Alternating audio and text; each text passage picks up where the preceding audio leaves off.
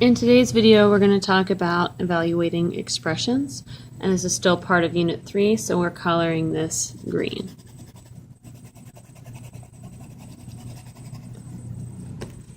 All right, here we go. During the order of operations, we simplify each expression because there is no substitution required.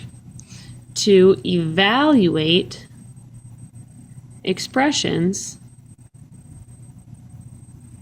we must replace variables with numbers in order to evaluate. So we simplify expressions. During order of operations, there's nothing to be substituted in.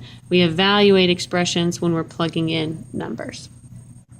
So here are your two steps. Step number 1, plug in the numbers for the corresponding variables, and then simplify using order of operations.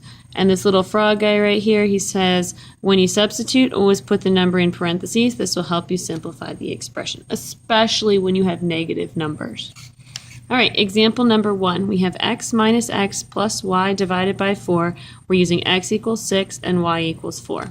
So we're going to start by plugging in.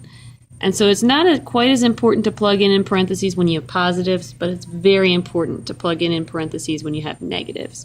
So we don't have any negatives here. This is 6 minus 6 plus y is 4 divided by 4. And then at this point, it's just order of operations. So division comes first, 4 divided by 4, and that's going to be 1. So we have 6 minus 6 plus 1. Remember, addition and subtraction happen at the same time from left to right. So we're going to do the subtraction first. 6 minus 6. 6 minus 6 is 0. And then 0 plus 1 gives us a final answer of 1. Example number 2. P divided by 5 minus m to the third power. So p divided by 5, p is 5, minus m, which is negative 3, we substitute in parentheses. Very important with negative numbers. Negative 3 to the third power. So our first step is to do the exponents. And remember, when you see a number in parentheses, the exponent sees the entire group.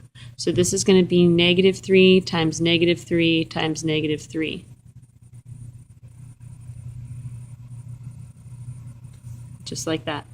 And I like to write out the exponents as multiplication. It kind of helps me to process the problem. Okay, so then this is going to give me 5 divided by 5 minus negative 3 times negative 3 times negative 3 is negative 27. So my next step after that is going to be to do the division. 5 divided by 5, which is 1, minus a negative 27. We've got double signs here, so we want to think about what this would be, the subtraction, what that would be if we just used one sign, minus a negative, using the integer rules. That's going to be 1 plus 27, and 1 plus 27 is 28. Example number 3. We have h equals 2 and k equals 5. So we're going to plug in 5 minus, parentheses, 5 minus 2 divided by 2. First step, do everything inside the grouping symbol, so 5 minus 2. That's going to give me 5 minus 3 divided by 2. Remember that division bar acts like a grouping symbol, so we need to simplify this whole numerator here. 5 minus 3 is 2, and 2 divided by 2 gives me 1. So remember to always simplify your fractions. Remember, this guy right here really just means division. 2 divided by 2. Last one, number 4. We have 4 times the quantity y minus x divided by x. So again, plugging in, 4 times the quantity y is 7/5 minus x is 1 all over 1. First step, we have to simplify inside the grouping symbols.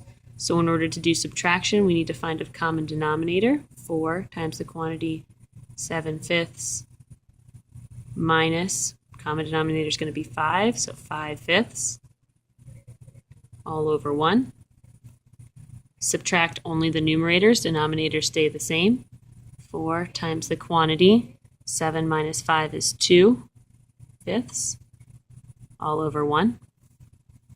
Multiply fractions. In order to do that, we need to put the 4 over 1, so this is 4 over 1 times 2 over 5, all over 1.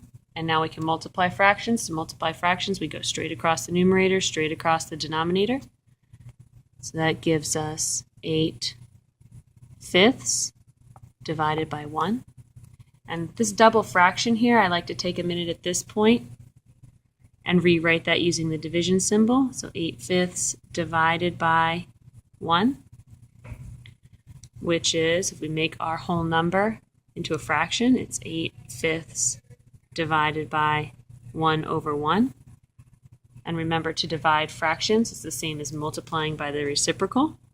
So 8/5 times reciprocal of 1 over 1 is still 1 over 1. And then this is going to be 8 times 1 is 8, 5 times 1 is 5, 8/5. You may have recognized all the way back here, you divide anything by 1, it's itself, and then you didn't do all this other work, but it's still kind of good practice just in case this number wasn't a 1. It could have been a 2 or 3, something like that. Make your life a little bit harder there. So again, going through all those steps doesn't hurt. It's a good review of fractions. So I hope this helps you with evaluating expressions, and I will see you in class. Have a good evening. Bye-bye.